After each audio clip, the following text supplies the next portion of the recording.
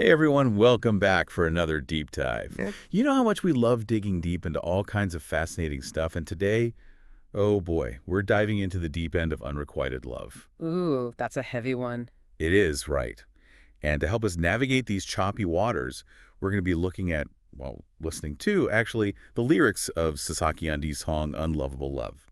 Great choice. It's a song, that really captures that ache, the longing, the just plain awfulness of loving someone who doesn't even know you feel that way. Exactly. It's like you're shouting your love from the rooftops, but they're like on a different planet. Totally. Unlovable Love paints such a vivid picture of that experience, with lines like, I see your face in every crowd, your laughter's like a melody so loud.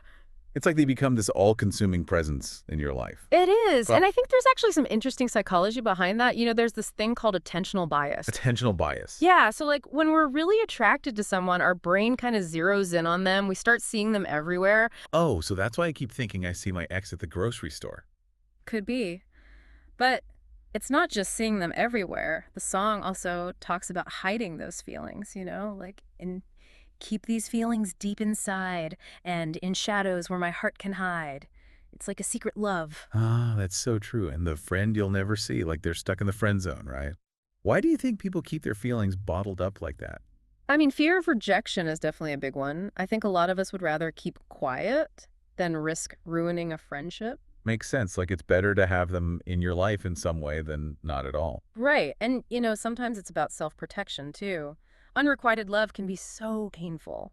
Keeping your feelings hidden can be a way to, like, shield yourself from getting hurt even more. So it's a defense mechanism.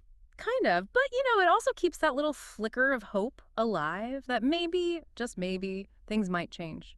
Oh, yeah, that sliver of hope. It can be hard to let go of. And speaking of hard to let go of, how are those metaphors in the song? A fire that burns in vain and a hope that's bound in chains. Powerful, aren't they? So powerful.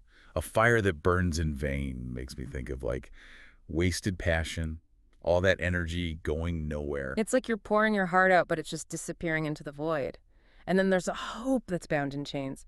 That speaks to the feeling of being trapped, right? You're stuck in this longing. You can't escape it. It's such a perfect description of that feeling of helplessness. And then there's that phrase that keeps popping up, unlovable love. Man, that hits hard. It's like the speaker is blaming themselves, like there's something wrong with them. Yeah, it definitely suggests some deep-seated insecurity there, a feeling of not being good enough, not being worthy of love. Makes you wonder, right? Like, does unrequited love always go hand in hand with low self-esteem? Do you think maybe early childhood experiences have something to do with it? Possibly.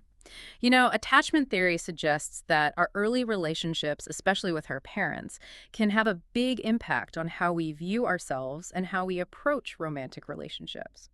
So someone who had a less secure attachment in childhood might be more likely to struggle with feelings of unworthiness in these situations. Yeah, exactly. It's like that they might be more prone to self-blame or feeling like they're not deserving of love. Fascinating. And then there's this line, so I'll stay silent, let you be, a love that's meant to set you free. It's like the speaker is choosing to suffer in silence, to put the other person's happiness It's first. a very selfless sentiment, right? Totally. But I gotta ask, is there a point where selflessness becomes self-sabotage? Like, how do we find that balance between caring for ourselves and caring for the person we love? That's the million-dollar question, isn't it? It's a delicate dance, and I think honesty is a good place to start. Expressing your feelings can be scary, but it can also be incredibly liberating. Yeah, even if the other person doesn't feel the same way, at least you've been true to yourself. Exactly, and that can be a really important step in moving forward. Which brings us to the last lines of the song. Brace yourselves, folks, because they're pretty heavy. An unlovable love, forever in this pain. It's like the speaker is resigned to a life of unrequited love. But does it really have to be that way? Is unrequited love always forever? I don't think so. Feelings change, people change, heartbreak, even though it feels so intense in the moment, it's not a permanent state. There's hope then. Absolutely. Healing takes time, sometimes a lot of time, but it does happen. And, even if you don't end up with the person you're longing for, the experience can teach you so much about yourself, about love, about resilience. So if we had to sum up the message of unlovable love, it's that unrequited love is a universal experience. It's painful, it's messy, but it's also a part of life. It's a journey, not a destination. And it's a journey that can ultimately lead to growth and self-discovery. Well said. And on that note, dear listeners, we leave you with this. What if the speaker in Unlovable Love did decide to confess their feelings? What do you think would happen? Would it be liberating, or would it lead to even more heartbreak? It's a question worth pondering, not just about the song, but about our own lives as well. We all have those what-if moments, those times when we wonder what might have been if we'd been brave enough to take a chance. Food for thought. Until next time, keep exploring, keep asking questions, and keep diving deep.